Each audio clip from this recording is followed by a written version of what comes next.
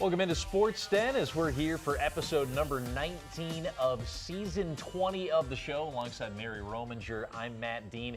Excited for all the action to bring you. The Cougars, the Panthers, the Bengals in the North Metro area coming up here this evening in episode number 19. Hockey, hoops, even a little swimming as we're getting down. We've been saying it, crunch time into the season, and now we've even got section playoffs to finally talk about coming up this week, Mary. Yep, and specific to hockey, and the road to XL is always an exciting one. And we start out with some girls hockey. The Blaine girls hockey team had a late season run-in with the top-ranked team in Class 2A, Minnetonka. Minnetonka having a historic season thus far, and right outside of the gates, inside Fogarty Arena, the skipper strike first. Grace Sadura catches the Bengals on a line change, and she goes 5-hole off the breakaway for the 1-0 lead. That score would hold until the second frame, thanks to Blaine netminder Haley Hansen staying locked in between the pipes. 61 saves she made when it was all said and done. The captain was up for the challenge. Fast forward now to about 4 minutes into period 2. Minnetonka off the transition. It's scoring machine. Ava Lindsay with the snipe from the circle off the feet from Ivar Lindsay. 2-0 Skippers lead. Then in the third period, Minnetonka putting the pressure on, and Lindsay scores off the rebound in the slot, and the number 1 ranked Skippers shut out Blaine 3-0. Minnetonka held the Bengals, though, to just 6 shots on goal. But despite the lopsided shots on goal, how about Hansen? She comes away with a career-high 61 saves and prevents Blaine from being blown out in this potentially lopsided matchup. Of course, Lindsay, one of the top goal scorers in the state, with 2 goals in the matchup. Yeah, tons of talent on that Minnetonka roster, obviously, but Blaine have a Haley Hansen who's going to Minnesota State Mankato next season. And again, it's going to be a roughly 500 team. We'll look at the standings a little bit for Blaine, but when you have Hansen in net, that's a scary team that I would not want to face in the section playoffs. Unbelievable effort from Hansen, adding more accolades to her career. And on Saturday, Centennial Spring Lake Park closed out their regular season on the road at Blake. The Cougars falling 3-1. CSLP's lone goal came in the third period from Tegan Kuhlenkamp, and the Cougars finished the season 18-6-1. Yeah, the Cougars double up Blake in shots. The Bears are a team that 20th in the state coming in. Centennial obviously have been a top 10 ranked team for much of the year. They did a nice job, the Cougars, to shut down that top line that is pretty impressive for Blake. Higuchi, Bros, and Morrison held to just 1 goal combined between that trio. But just a game, I think, with the Cougars, you brush it off. They just ran into, I think, a great goaltending performance from the Bears.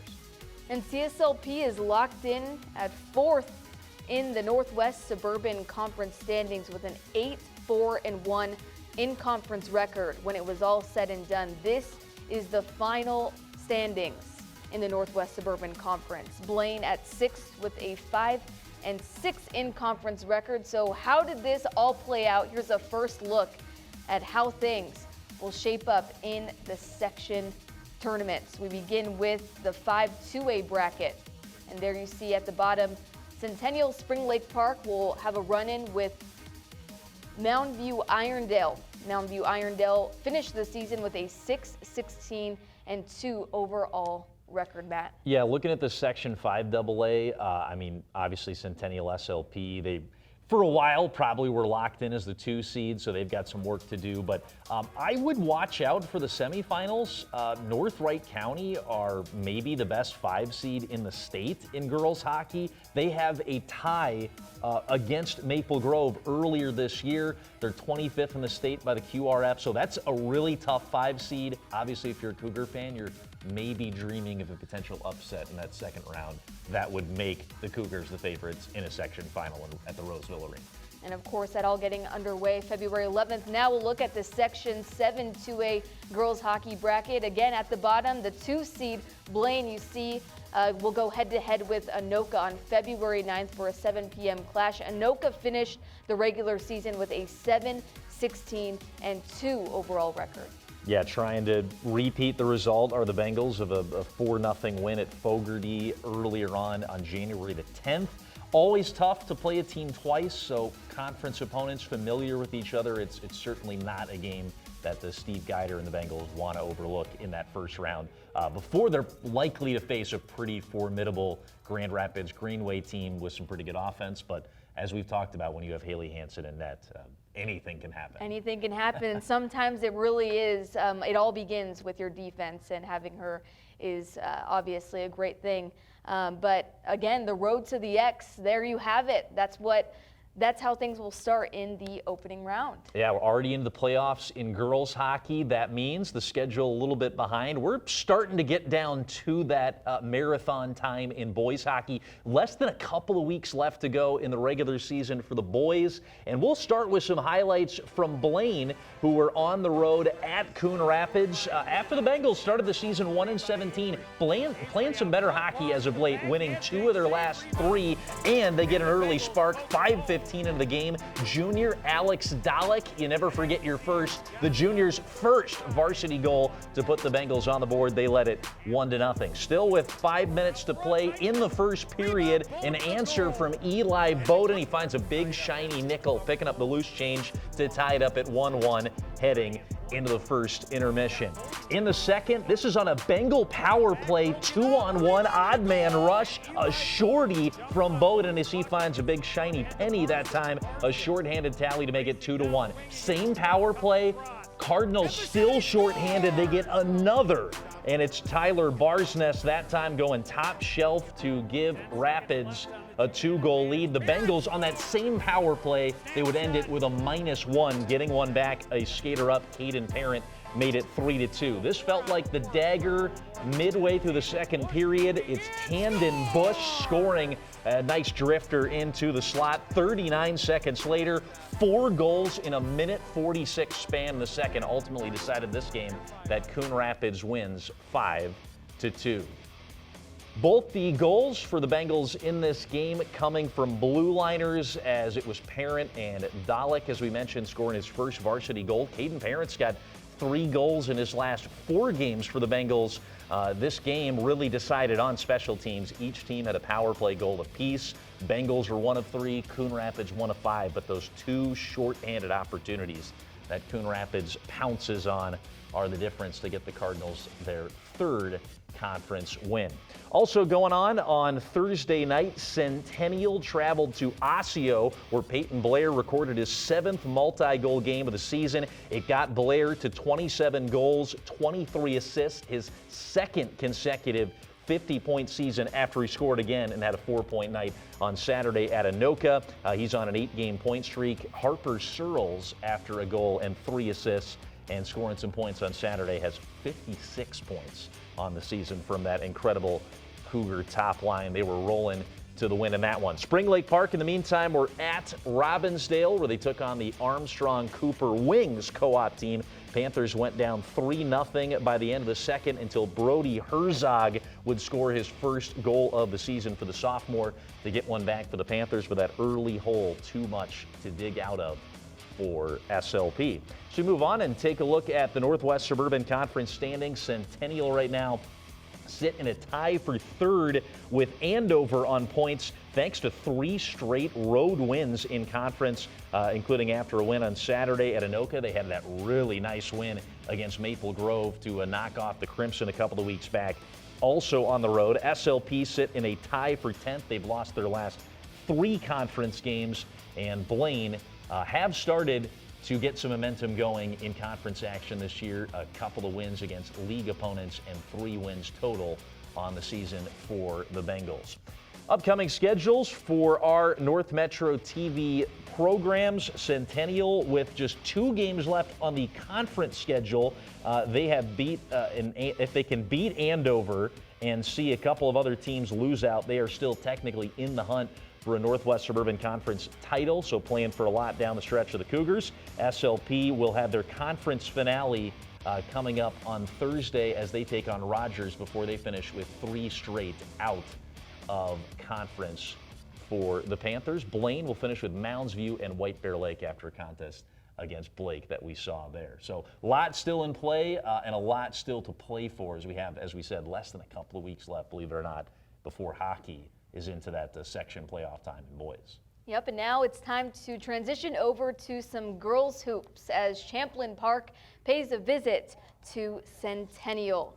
Centennial is having a very strong season, but so are a lot of teams in the Northwest Suburban Conference. So at this point in the season, you can imagine every game counts. We pick up the action in the first half. Champlin Park's Reese Hagenbart posts up for the points in the paint. Later, the Cougars pushing pace. Maddie Skalicki, to Macy Littlefield on the wing. Littlefield drains it. The Patriots fire right back from long range. Natalia Tolentino knocks down the 3-ball. And Champlin Park leads 36-25 late in the first. Second half now, Jordan Metz went 3 for 3 from beyond the arc. It's nothing but net to lessen the Cougars' deficit to 4 points. Here's Littlefield with the bucket off the glass. What a night she had, leading the floor with 20 points. Champlin Park won't back down. The Patriots work it in down low for the shot off the glass, but it wouldn't matter. Centennial wins 63-44 to win this all-important matchup. I think in the first half, the defensive energy wasn't there, and in the second half, we brought the defense up, so it gave us more energy on the offensive side, so we had a lot more opportunities, and we had our confidence up going into the offense. I think it's just having the confidence when it's there, take the shot when it's open, pass when it's not, look for your teammates too, and you'll find your own opportunities yourself, and you'll get the confidence when it comes. I think the second half, we were all kind of more working together, so by that I didn't feel like I had to maybe take it in more myself. So like moving it around more and then getting my opportunity when I needed to, not just all the time, I'd say. I think we're really focused, I'm focused on kind of like one game at a time, but for me, I think the next step would be playoff state, seeing what we can do from there, and practice even, seeing how we can get better in practice. There you have it, a one game at a time mentality, and Centennial, of course, getting the 63-44 victory.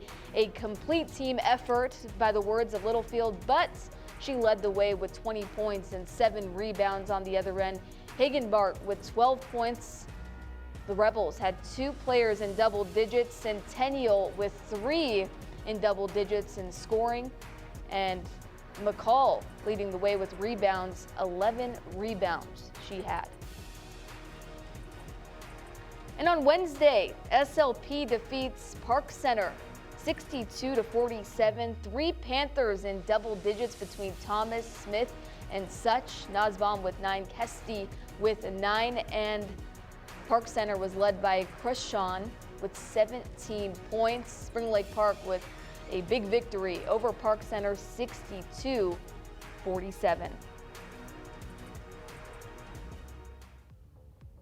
And next up, also on Wednesday, Anoka pays a visit to Blaine High School. The Bengals coming in with a 9-8 overall record. To the first half, the shot is up. Blaine all over the rebound, and the long pass down to Marina Lafreniere. She finishes on the other end for 2. Anoka's Lydia Lakin muscles her way in for the points in the paint. She finished with 18 points to lead her team. Other end, Bengals work it in. Down low, Molly Garber with the layup and 1. Garber led the floor with 21 points. It's a back and forth battle. Anoka's Evan Apinga counters with a quick basket. Apinga again, this time in the second half, all the way around, and she puts up the triple. It's good and nothing but net. Bengals now off the transition. Garber pulls up, boom. Anoka won't take their foot off the gas though. More points in the paint. And in the end, Anoka wins this one 59-55. It came down to the very end, but a very strong effort from both sides, especially Blaine. You see how it all played out.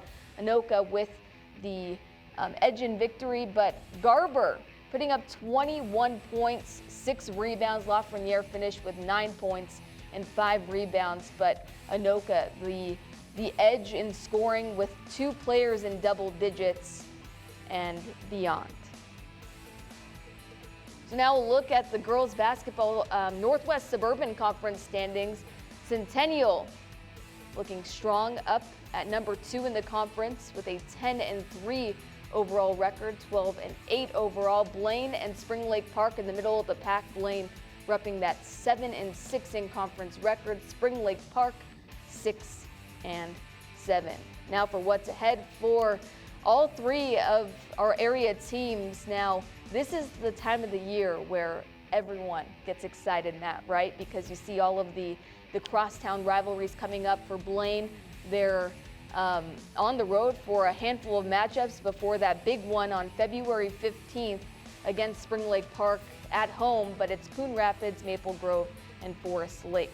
Don't forget about it. Thursday night, Spring Lake Park Centennial will be there, North Metro TV. So I'll be there, Ted LaRue, Bill Hupp. So join in on the fun. That should be really fun, like well-balanced basketball matchup between 2, I think, pretty competitive teams. That should be a good one.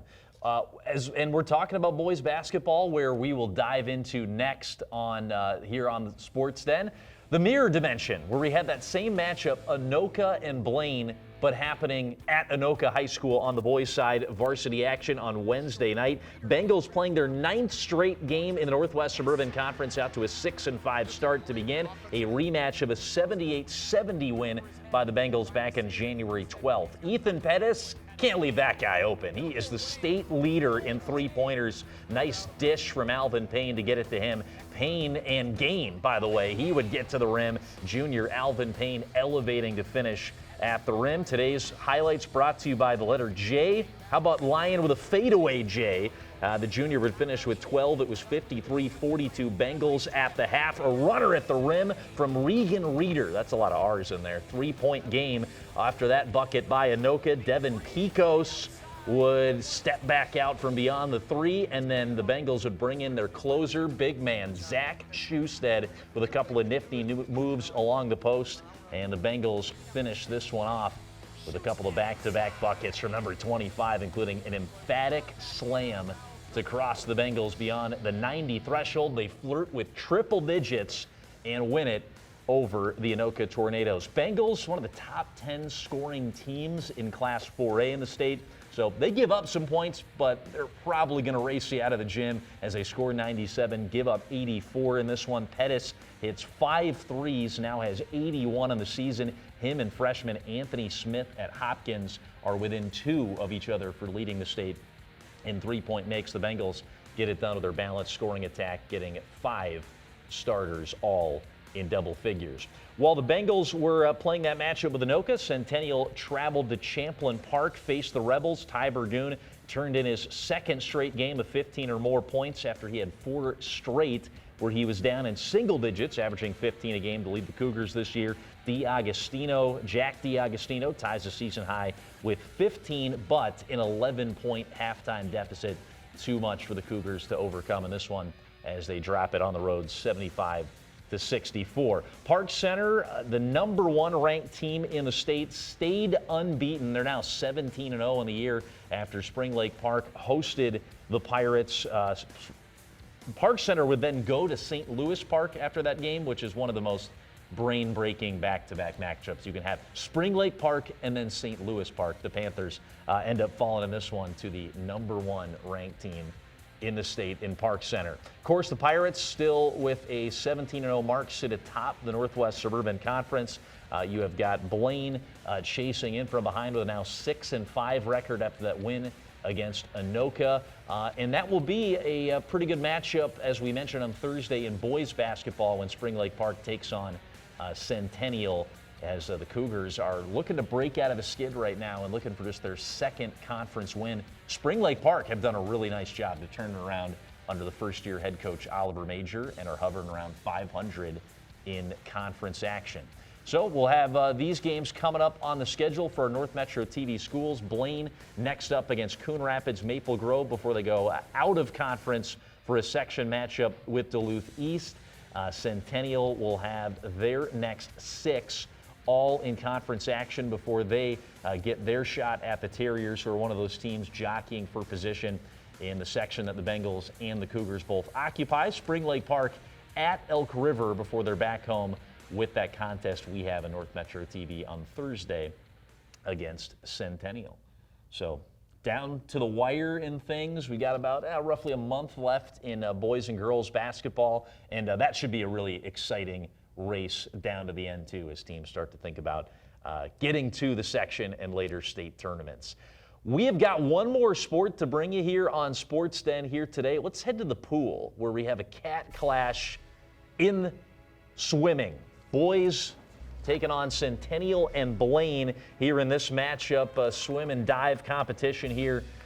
High school action. Centennial in the 200 medley relay would take it. Their top unit of Caleb Cregan, Max Schur, Tyler Salota, and Joseph Murray taking it in the 200 medley relay. In the individual 200 free, George Atkinson gets to the end of the pool first for Centennial. In the 200 intermediate medley, it was Max Schur taking it in that one for Centennial. A lot of Cougar victories in this one. In the 50 free, Joseph Murray would win convincingly in the kind of quick sprint. And then we took a break into the diving competition, where it was two Cougars finishing in the top spots. Gavin Manthai in first, Tyler Salota in second, with some impressive dives to make it a 1-2 punch for the Cougars on the top two spots in the podium in the head-to-head duel for Centennial. Back to the regular events. We're in the 100 free. Blaine would get one on the board as Bradley Weishar would win the race for the Bengals. Centennial would take one back after that 100 free competition. Going on to the 500 free next, where it was Bino Schubauer for the Cougars winning this one in the marathon to take it for Centennial. 200 free relay next, where it was the group for Centennial, their top squad of Atkinson, Greason, Stormoen, Murray, and Condon taking it by the final in that one. In the 100 backstroke, Benjamin Stout of Blaine scoots to the end of the pool. In the 100 breaststroke, to wrap it out, it was Quang Pham of the Bengals. A couple of wins by the Bengals late, but too little too late, as Centennial wins it in the head-to-head duel by the final score in this one of 97-81, including a Centennial win in the 400 free relay. Another cat clash. We got it in the pool. I think we've had it just about every sport, it feels like, on North Metro TV by now. So that means we're about ready to get down and wrap things up in the winter sports season. A lot of big section hockey coming up this week. And exactly next right. time on the Sports Den, we'll be talking about boys hockey sections. Yep, and good luck to all the girls hockey programs that begin their journeys in the postseason playoffs. That's Mary Rominger. I'm Matt Dean. You are locked in to Sports Den. We'll be back next week to catch you up on everything happening on North Metro TV.